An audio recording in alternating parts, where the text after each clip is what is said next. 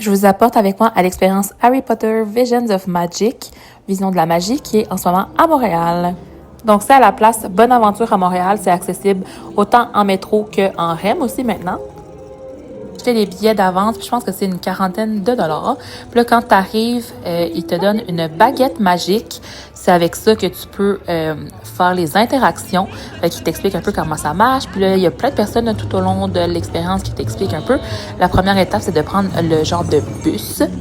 Puis déjà là, j'étais vraiment conquise par l'expérience. C'est tellement le fun. Puis un peu partout, il y a, comme je vous dis, des choses interactives.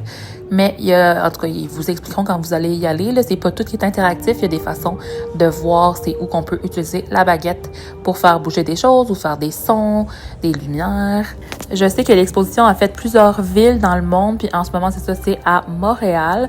Puis là, on arrivait dans notre pièce préférée, celle avec les globes.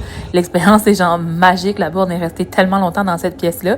Fait que là, comme je vous disais, il y a des endroits où est-ce qu'on peut faire une interaction avec les objets, dont ces genres de boules-là. Et j'étais tellement impressionnée. Je tripais, je me sentais comme à Hogwarts, tu sais. En toute, l'expérience est vraiment magique. Il y a des affaires qui ressemblent plus un peu à Animal Fantastique, je crois. Ou sinon, peut-être que je connais pas assez bien mon Harry Potter. Vraiment vous dire, moi, je suis fan, mais fan assez casual, tu sais. Ma sœur, par contre, c'est une vraie connaisseuse d'Harry Potter. Elle aurait aimé ça être là avec moi, mais j'étais juste en visite à Montréal. Moi, j'habite aux Îles-de-la-Madeleine. Mais vraiment, le temps qu'on est là et qu'on découvre toutes les petites choses, c'est vraiment bien décoré. Ça fait aussi des très belles photos. Moi, je mets cet endroit-là avec les potions. Puis j'ai pris des petites photos pour mon Instagram. Avec ça, là, c'était comme des araignées. Ou des genres de grosses araignées. Ça, je trouvais ça très cool. C'est comme dans le film avec les journaux qui font... qui bougent, dans le fond. Ça, là, j'arrivais pas à l'attraper. C'était bien trop haut. Donc là, mon amie, qui est vraiment significativement plus grande que moi, a essayé aussi. Mais j'ai pas trouvé c'était quoi c'était supposé de faire. Peut-être qu'on a juste pas vu. T'sais, c'est sûr qu'il y a des choses qu'on a manquées aussi. Il y avait tellement de différentes choses qu'on pouvait faire. Ceux-là, moi, je les ai trouvés vraiment impressionnants aussi.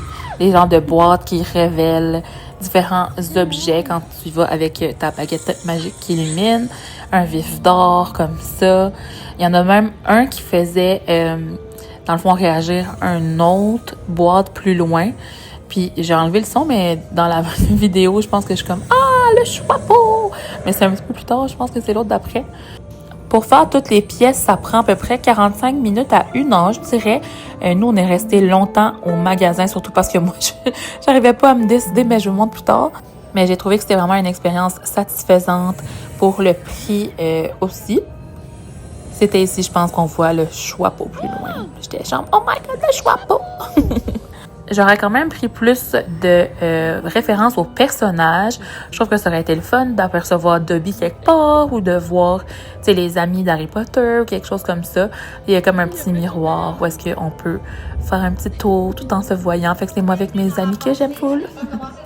La seule référence vraiment au personnage, c'est dans la dernière pièce, parce que là, il y a comme la bataille finale entre Harry Potter et Voldemort. Fait que c'est vraiment les deux seuls là, qu'on voit. Puis avant que ça commence, il y a comme une petite animation. Puis tu peux faire une interaction avec le sol et les murs aussi. Puis là, justement, c'est comme la figure d'Harry Potter contre la figure de Voldemort qui apparaît comme ça ici. Je sais que j'avais vu sur TikTok qu'il y en avait que c'était vraiment ça, leur pièce préférée. J'avoue que c'est vraiment cool, surtout à la fin, une fois que la bagarre est terminée. Mais comme je vous disais, là, la pièce avec les globes, nous, c'est vraiment celle-là qu'on a trouvé la plus le fun. Mais ça, quand même, c'est vraiment immersé avec la musique. Puis aussi, ils parlent un petit peu, les personnages. En tout cas, il y a des voix qui font comme les personnages. Puis... j'ai quasiment devenu émotive. J'étais comme, oh, c'est trop beau.